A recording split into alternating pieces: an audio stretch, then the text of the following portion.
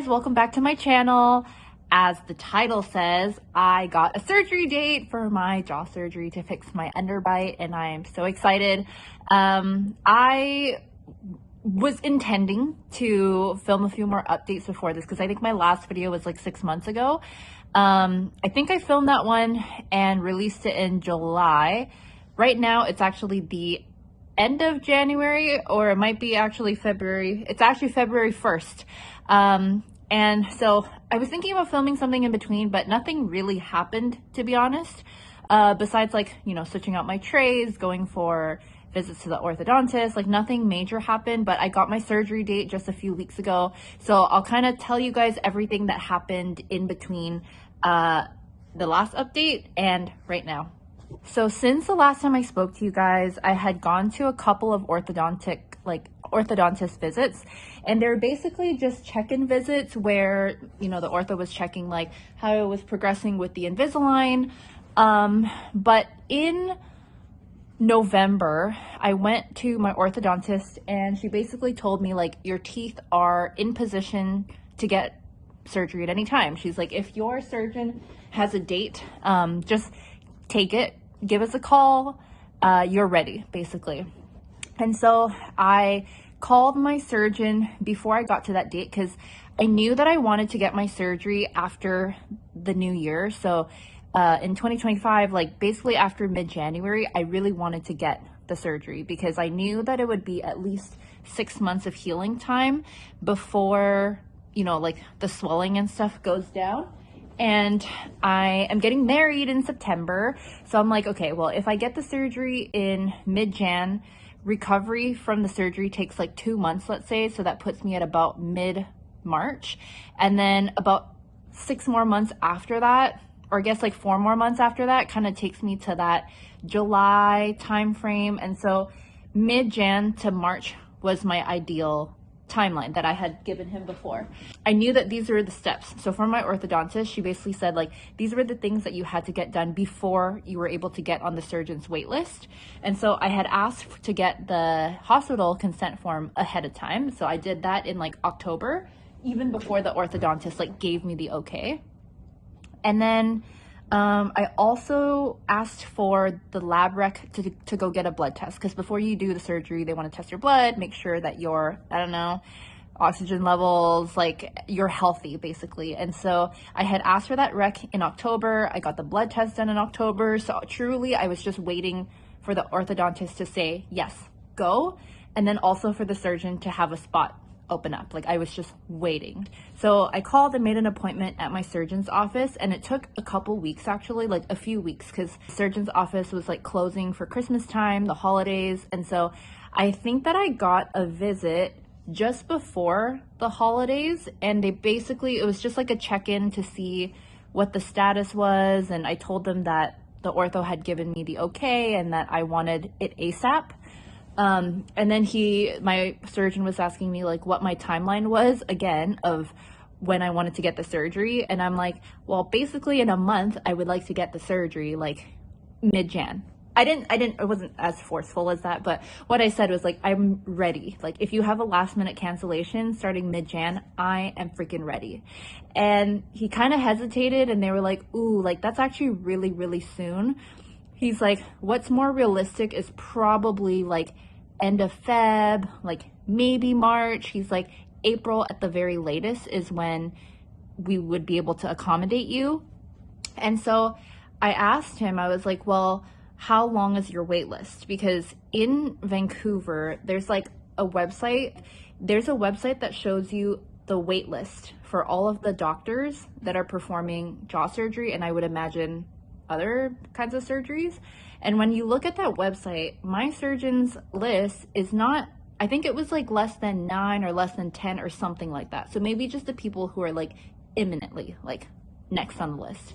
But my surgeon had said that he had about like 90 people on the wait list. And so I was like, 90 people, like it's mid-December and I want my surgery in like mid-Feb, March, April. Like you're telling me that I'm going to be able to get on the list. So honestly, I was a little bit worried that I wouldn't be able to get it at all until after April. So I left the office kind of feeling unsure, but like, I guess I felt okay because the surgeon had said, at the latest, it would be April. So I'm like, okay, well, I'm just gonna wait, basically. Like, put me on your wait list and then call me whenever you have an opening. And I made it a point to say, if you have a last minute cancellation after mid-January, I'm ready. I'm like, and I said mid-Jan because, I would at least need to notify my work for 2 weeks or whatever. And so I said, give me at least 2 weeks notice, but I'm ready to go whenever you have a cancellation. The holidays went by. I had another check-in appointment with my orthodontist because at that point I had finished 10 months of Invisalign trays. The first time she gave me the trays, she gave me 42 weeks. And so when I came back from the holidays, she gave me now another 7 months of trays. I believe it's like 35 weeks that she's given me. Actually, I think it's something like 31 weeks that she's given me. I'm not quite sure. But anyways, during my appointment, she put on these. They're not the Invisalign like brackets, but they're buckles, I think they call them. So like I had these and I had my appointment with her in early Jan just to check in. And then she also put on, I should speak first. She also put on metal buckles in the back of my teeth, and she said that those were for the elastics when I actually got the surgery. And she put them on me before I even got my surgery date because she's like, let's just save you the trouble of having to come in another time. I'm just gonna put on the metal buckles for you already. So I'll show you. Two. This one was already on there from before, and I have another one now. So yeah, 4 metal buckles or buttons for them to hook the elastics on for the surgery. And so around like mid-Jan, I would say, I was starting to get a little bit antsy to call the surgeon's office just to be like, hey, I saw you guys just before the holidays and you told me that you would be putting me on your wait list. Like, what's the status? Like, I haven't heard anything. And so I called them, I'm pretty sure January like 13th or something like that. And she was like, yeah, the wait list is really long. Like, we now have like 100 people. I'm like, 100? I'm like, unless the surgeon's doing surgery like every single day and multiple, I'm like, how are you gonna get through 100 people before me in April? And what she told me was basically like, well, there's 100 people waiting for surgery, but not everyone is ready to go right away. So she was like, some people might only have like a window in May that they can do the surgery. Maybe it's only in June. Like, I guess maybe some students and stuff like that who only want to do it in the summertime when they're not in school, like that could be why. And so she was like, yeah, I actually think like Feb, March, April is still realistic for you because you're ready to go at any time. But she's like, we don't have a date right now, basically. And so she's like, let me talk to the doctor. If he has a cancellation or anything, we'll let you know. Lo and behold, they literally call me 1 hour after I call them on the phone to ask, and they offered me a surgery date, which I was so shocked. And I'm like, okay, well, if I hadn't asked, would I have gotten this date, or would I just have, would it have gone down to like someone else on the list, basically? Who really knows? I went for I went to one visit with the surgeon. They like took some scans. So they did, I think, the x-rays, and then they took just like pictures of me, the before pictures. And then I think that they did, I don't know if it's a CT scan, but it's basically this like tiny room. You hold onto this machine and then you put your chin on the thing, you bite into the thing, and then the machine goes like all around you to scan your head. And I think that's how they come up with the 3D model to show you what your bite is going to look like after the surgery. It was 3 weeks between the date that I had gotten the surgery date to when my actual surgery was. So I think I got that phone call on January 13th where they gave me the date, and then my actual surgery was going to happen on February 3rd. And so that kind of takes me to where I am today. It's February 1st. It's like a couple days before my surgery, which is so crazy. But just on Friday, so it's Sunday today, I went to the surgeon's office again for them to show me what the 3D report, so the 3D model report basically shows you what your jaw, your skeleton, everything looks like before, and then what it's going to look like after. And they always say it's like about 80% accurate because they can't really predict what your like tissues and stuff will heal like or what it's going to do, but it's 80% accurate. And so I went to that meeting. That's also the meeting where you pay for the surgery. So up until this point, I had only paid for consultations in the very beginning, which was a few $100s, I think. And then at this point, at this last appointment was where I would be paying the full cost of the surgery. I should also add that like up until now, had been told that I was going to do double jaw surgery. So because of my underbite, he was going to move my bottom jaw back and then my top jaw forward a little bit. And every time the surgeon looks at me, even the orthodontist, I had gone to a few orthodontists to get advice in the very beginning.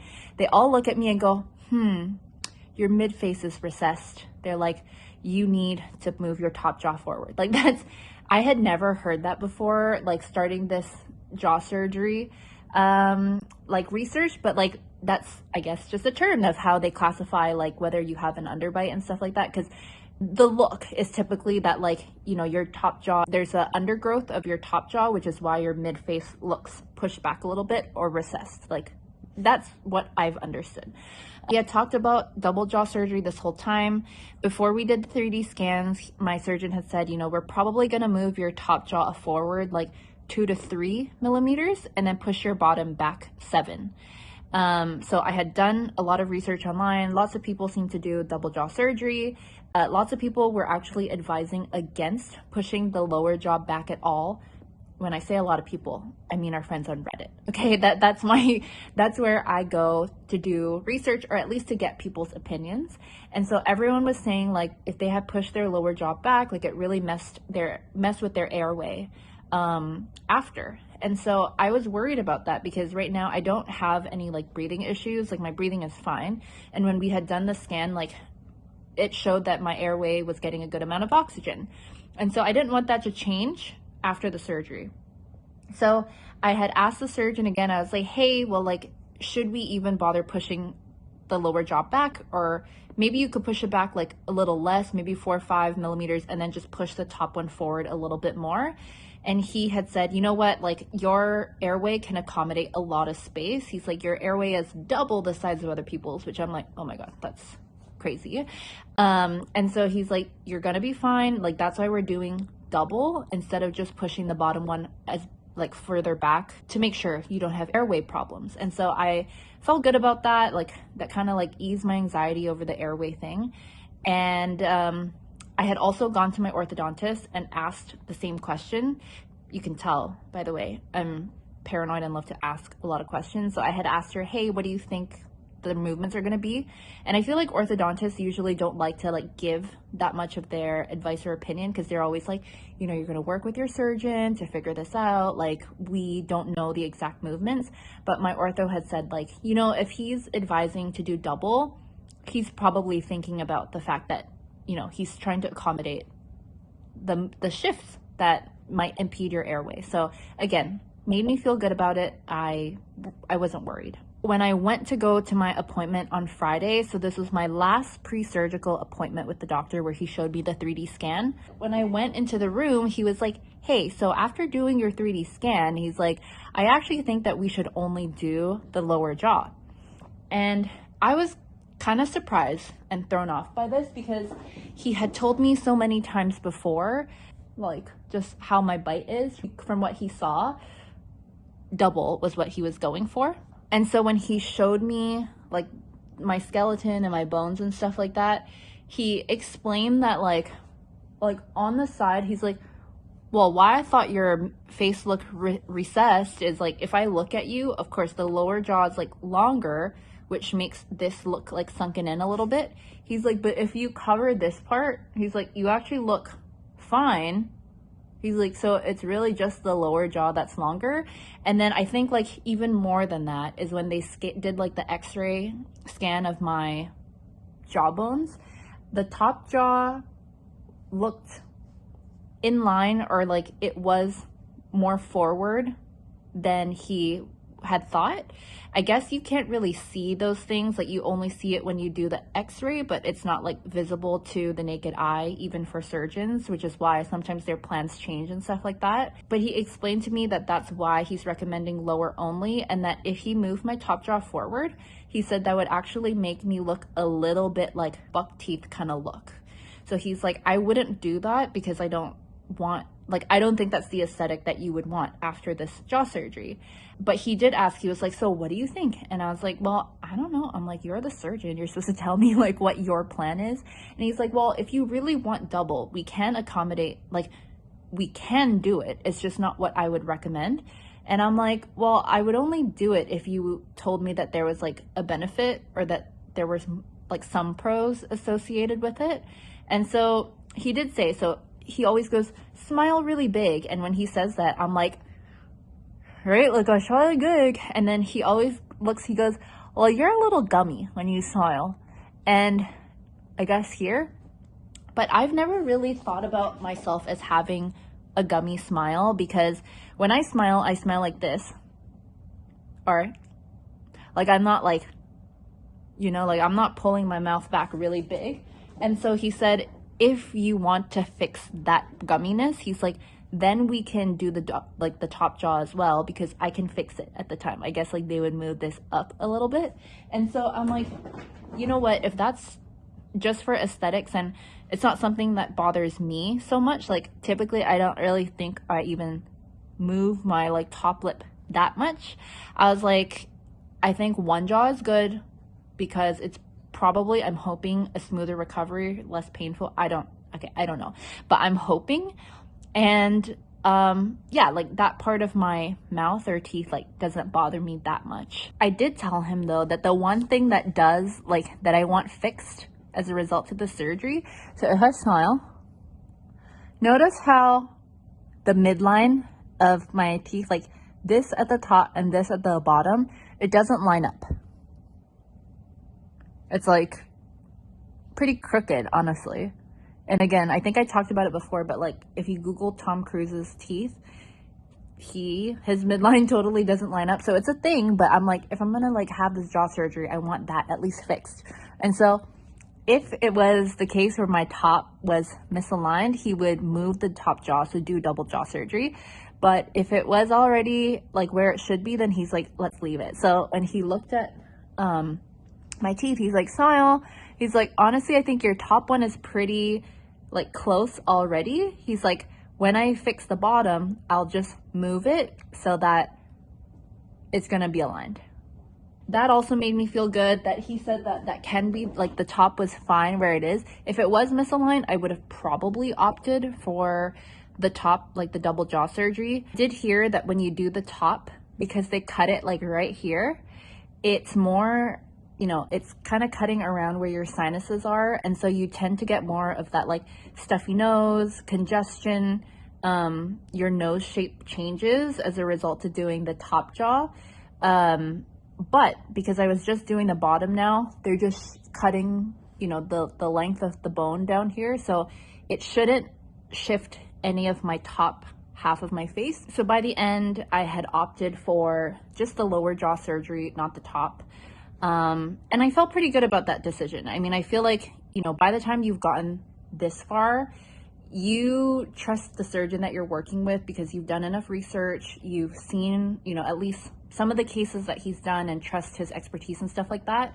So if he was going to recommend lower jaw surgery, I also felt comfortable, you know, just proceeding with the lower jaw.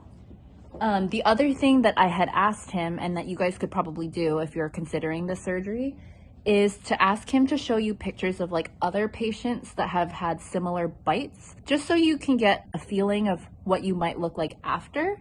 Because I'd done that before to see what underbite surgeries like look like in other patients at his office. But then this time I had asked him, I was like, okay, well, why do you think that my top is already in position? Like, what does that mean relative to not being in position? And so he pulled up another, like a picture of another patient that he had.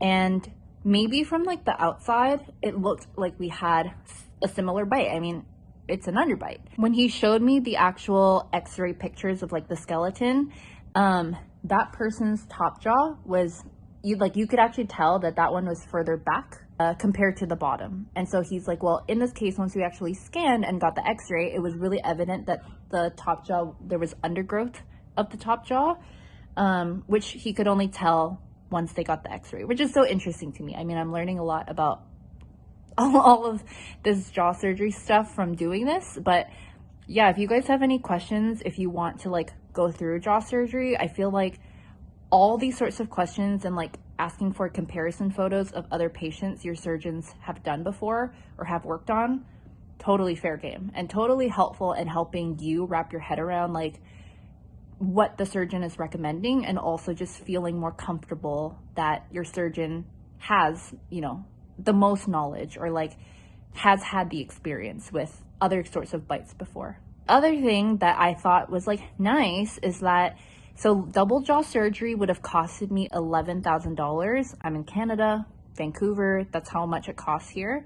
The fact that he only suggested me to do the lower was only $8,000. So he could have continued to suggest double because that's what he had told me in the beginning and charged me $11,000. But the fact that he was actually like, you know what, I don't think you need it and you can just proceed with the lower and that would be fine. Like that also made me feel good that he was not just in it for the money or to like charge more. He was really recommending what he thought would be the best outcome. So yes, here we are today. It is Sunday. I'm going to be having my surgery on Tuesday. Apparently I'm only going to find out like when I'm going to be needed at the hospital or like what time my surgery is on Monday, because that's when they find out when they have the operating theater. Come here. And so you're so welcome. And so yeah, I'm only gonna find out on Monday what my surgery time is gonna be on Tuesday. I have been freezing, you know, soups and meals and buying like juice and stuff like that to prepare myself for this first week of recovery, which I think is gonna be the roughest. I have done enough research on Reddit, both to scare me, but to also give me comfort of what I'm expecting this first week to be like. Like, I think I know it's going to be difficult. I'm mentally prepared, like I'm expecting it, but I am still scared about like the actual surgery, the pain I'm gonna experience or might experience, because some people say they don't feel pain at all.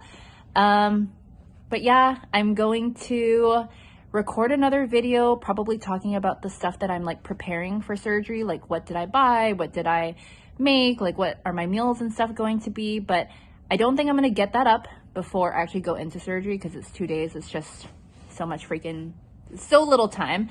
But I will post them while I'm recovering on my leave, and I'm also gonna take videos and updates after the surgery. So fingers crossed that the next time I see you guys after the surgery, I will tell you guys that it went swimmingly well. I'm happy with my bite. I have no pain. Yeah, I'm just gonna manifest like all the good stuff, and that my leave is going well, that I'm not too severely hungry, because I'm just gonna be on a liquid diet for the whole time. So yes, thank you again for watching. If you're on this journey too, let me know, because in my past few videos, some of you have commented and said that you're also going through underbite surgery right now or waiting for it. So let me know where you're at on your journey. I hope everything has gone as smoothly as possible for you, but fingers crossed everything goes well, and I will continue giving you guys an update next time. Signing off with my cute little dog. Okay, bye guys. Okay, my bad. I totally forgot to show you what my like bite and stuff like that looks like right now. Hold on, let me take off my Invisalign and then I will show you guys. So right now my bite looks like this. You can see there's cut a gap. My tongue can go in there. It's just kind of honey. And then, yeah, this is how it looks like. If I move my head. And if I go to the side, if I smile, I go to the other side.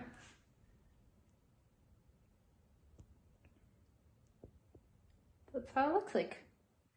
So I'm taking a bunch of these photos also and videos to also remind myself what it looks like after, because I'm sure that after spending like right after the surgery, I think your brain is gonna like adapt to that new face or whatever, your new jaw really quickly. So I'm sure I'm gonna forget at some point what I looked like pre-surgery or before with an underbite. So I'm also taking all these videos to remind myself, because yeah, this is me fully biting down. Yeah. But the thing is, like, when I talk, I don't like talk like this that much, so you don't really notice it. And when I smile, I don't smile like this. I'm just phantom smiling. I don't actually bite down. So I don't really think that you can tell if you're not like, if you are not trained, I guess, to like see people's types of bites. Because I've had so many instances where I've told people that I'm going for the surgery and they're like, I didn't even know you had an underbite. And to me, I'm like, are you freaking crazy? I'm like, it's so obvious that I have an underbite. Like, what are you talking about? But I think that for people with an under or overbite, I think that you see it in other people more, like you see it more frequently because you're probably like subconsciously looking for it. Whereas other people who have no like issues with their bites or anything, like honestly, from what I've noticed, people telling me, they really don't notice. So yeah, this is what it is right now.